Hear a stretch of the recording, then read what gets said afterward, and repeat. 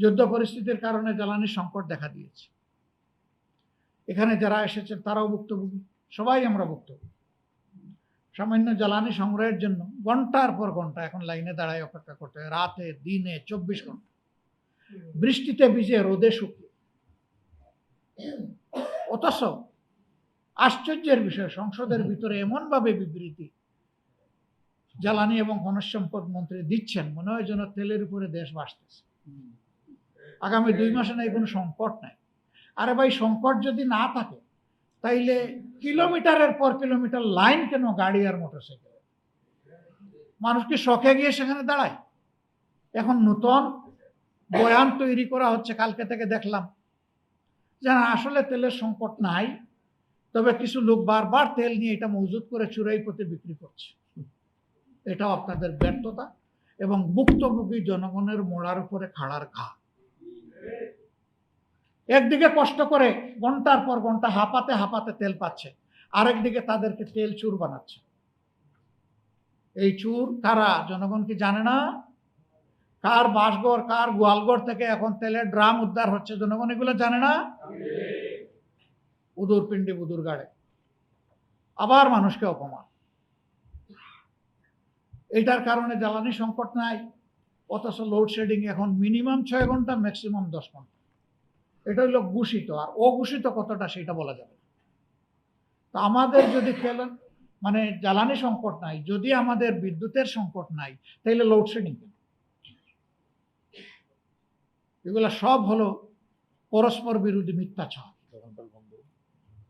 জাতির সাথে দুঃখা।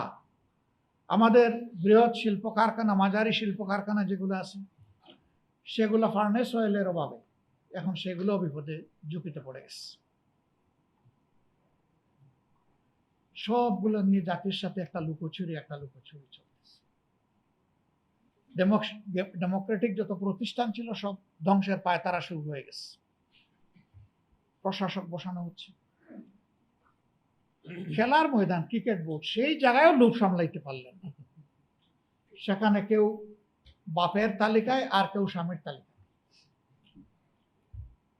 কেউ অপেক্ষমান তালিকায় ছিলেন, তিনি বাইয়ের তালিকায়। এইরকম করে ক্রিকেট বোর্ডটাকে পর্যন্ত দলীয়করণ করে ফেলা হলো। বাকি থাকলো সবই তো শেষ করে দিচ্ছে। সিভিল প্রশাসনে যে লোকগুলো আসলে দক্ষ, সৎ, তাদেরকে এখন নিয়ে ডাম্পিং প্লেসে ওএসডি করা হচ্ছে, অথবা কোনো খারাপ জায়গায় পাঠিয়ে দেওয়া হচ্ছে। তাদের মেধা থেকে জনগণ বঞ্চিত হচ্ছে, আর সেই লোকগুলার উপর জুলুম করা হচ্ছে। পুলিশে একই অবস্থা। সকল দিকে এখন একটা মহানৈরাজ্য চলতেছে। বিশ্ববিদ্যালয় বিসি মানে চোখের পলকের সাথে শেষ। দুদক একদিনে পদত্যাগ করেছে, মানবাধিকার কমিশন পদত্যাগ করে তারা একটা খোলা চিঠি দিয়েছে। বিচারকদের উপর হস্তক্ষেপ করে তাদের উপরে এখন শোকজ করা হচ্ছে 28 জন বিচারক। অথচ বলা হচ্ছে, তারাই বলেন যে বিচারকরা স্বাধীন, তো স্বাধীনদের উপরে আপনারা আবার ছড়িঘুরান কেন? এই অল্প সময়ের ভিতরে তারা এই কাজগুলো করে ফেলেছে। একদিকে তারা কৃষক কার্ড, তারপরে আপনার কি বলে ফ্যামিলি কার্ড বিতরণ করছেন, এখন হেলথ কার্ডও দিবেন। ভালো, সেটা দেন।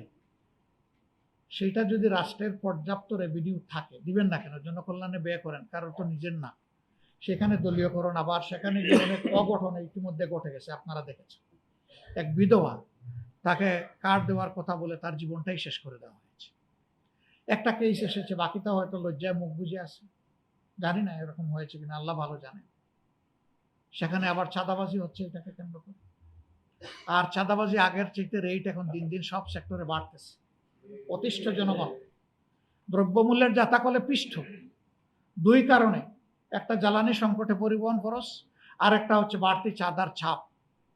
এই সবটুকু এসে সাধারণ জনগণের ঘাড়ে খেটে খাওয়া মানুষের ঘাড়ে চাপতেছে। একটা সরকার জনগণের জন্য তার একটু দুঃখ দরদ দায় থাকবে না? এরকম চলে? কি করলেন আপনারা? অথচ আপনারা বলেছিলেন যে আপনারা দুর্নীতির ত্রুটি চেপে ধরবেন। আমরা বুঝতে পারছি না কার ত্রুটি চেপে ধরা হয়েছে। হ্যাঁ, আমরা দুইটা জায়গায় ত্রুটি চেপে ধরা দেখতে পাচ্ছি। একটা মিডিয়াকে সত্য প্রকাশে বারণ করা হচ্ছে, স্পষ্টত আমরা দেখতে পাচ্ছি।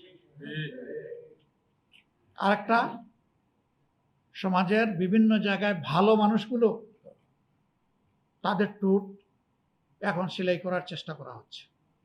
মনে রাখবেন, এইভাবে কারো টুট দীর্ঘদিন বা চিরদিন বন্ধ করে রাখা যায় না। আমাদের টুট চলবে ইনশাআল্লাহ। সম্মানিত ভাইরা, আমরা এই দায় এবং কষ্টগুলা নিয়ে আমরা আছি। আমাদের অবস্থান স্পষ্ট। তাআওয়ানু আলাল বিররি ওয়াত তাকওয়া ওয়ালা তাআওয়ানু আলাল ইসমি ওয়াল উদওয়ান। আমরা ন্যায়সঙ্গত সকল কাজে সমর্থন এবং সহযোগিতা দেব। অন্যায় এবং জনগণের অধিকার হরণ করার যত কাজ আছে সব জায়গায় বাধার দেয়াল হয়ে দাঁড়াবো ইনশাআল্লাহ। এক চুল পরিমাণ ছাড় দেব না এই জায়গায়। প্রিয় দেশবাসী, আমরাও আপনাদের অংশ। সবাই মিলেই আমরা, সবাই মিলেই বাংলাদেশ, সবাই মিলে বাংলাদেশী। সুতরাং আমাদের লড়াই আমাদের জাতির জন্য, সবার জন্য। এই লড়াই আপনারও লড়াই, এই লড়াই আমারও লড়াই। এই লড়াই ইনশাআল্লাহ আমরা একসাথে সামনের দিকে এগিয়ে যাব। আমরা দৃঢ় আস্থাশীল, জনগণের সব দাবি আদায় হবে ইনশাআল্লাহ। গণভোটের রায়ও বাস্তবায়ন হবে ইনশাআল্লাহ। আইনি কোনো জটিলতাই পথে বাধা হয়ে থাকতে পারবে না। আইন মানুষের জন্য, সংবিধান মানুষের জন্য। আইনের জন্য, সংবিধানের জন্য মানুষ নয়।